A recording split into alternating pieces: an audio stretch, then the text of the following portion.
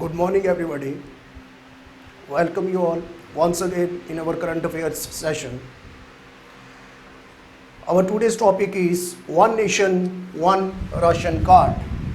One Nation, One Ration Card scheme.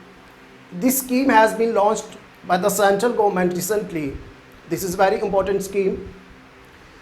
ये scheme क्या है? Under this scheme,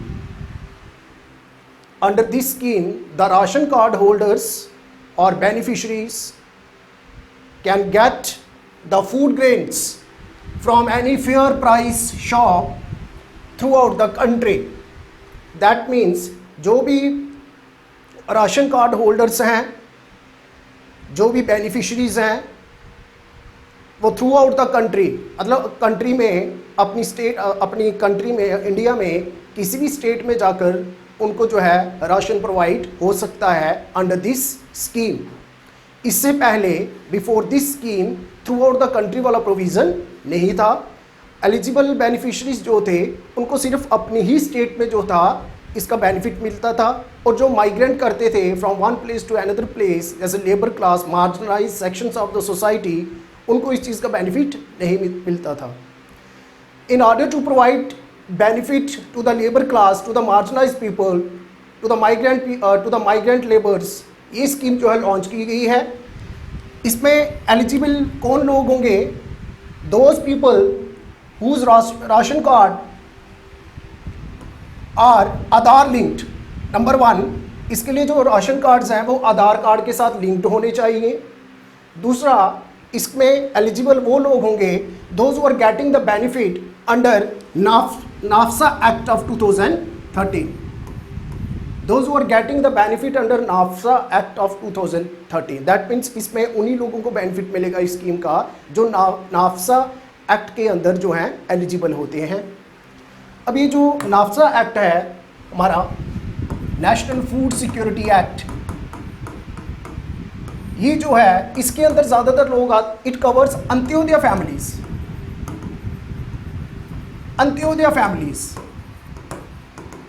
that means इस स्कीम का जो बेनिफिट जो मिलेगा वो अंत्योदय फैमिलीज को मिलेगा. अंत्योदय फैमिलीज मीन्स जो पुअर अमंग द पुअर होती हैं. बिलो पॉवर्टी, एक होता है अबो पॉवर्टी लाइन, एक होता है बिलो पॉवर्टी लाइन, एक बिलो पॉवर्टी लाइन से भी नीचे होते हैं वेरी पुअर, वो आते हैं अंत्योदय फैमिलीज. दोज और ये आते हैं नाफ्सा एक्ट ऑफ 2013. इस एक्ट के अंदर गरीबों को जो है किस तरह से फूड ग्रेन्स मिलता है, जैसे वीट जो है उनको यहाँ पे ₹3 पर केजी, राइस जो है उनको ₹2 पर केजी, एंड ग्रेन्स जो हैं वो मिलते हैं ₹1 पर केजी. तो ये जो अंत्योदय फैमिलीज़ हैं ये सब एलिजिबल होंगी under the new scheme of one nation one ration card scheme. इस स्कीम के अंदर उनको कंट्री में, अपनी कंट्री में किसी भी स्टेट में अगर वो जाते हैं उनको वहाँ पे वो एलिजिबल होंगे. And another important point is, इसमें जो बेनिफिट रहता है,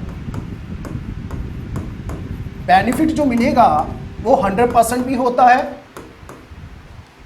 और 50% भी. इसमें जो बेनिफिट मिलेगा बेनिफिशियरी को वो 100% भी मिलेगा और 50% भी मिलेगा. अब 100% किस केस में मिलेगा और 50% किस केस में मिलेगा? इन अवर ओन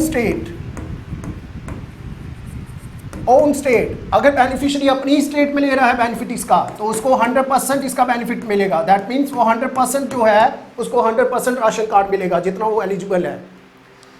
अगर जो है माइग्रेंट वर्कर है, अगर कोई माइग्रेंट लेबर है,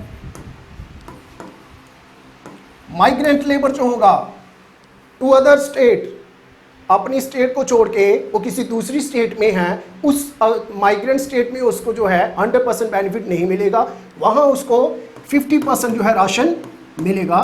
these are the important points of one ration card one scheme, one nation one ration card scheme.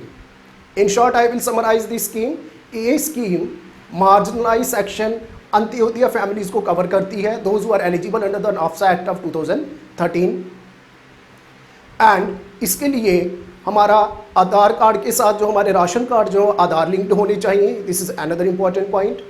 And इसमें जो बेनिफिशरी को जो बेनिफिट मिलता है अपने ही स्टेट में उसको 100% बेनिफिट मिलेगा, बट अगर वो माइग्रेट करता है किसी दूसरी स्टेट में वहाँ पे भी इसको जो है राशन मिलेगा बट 50%।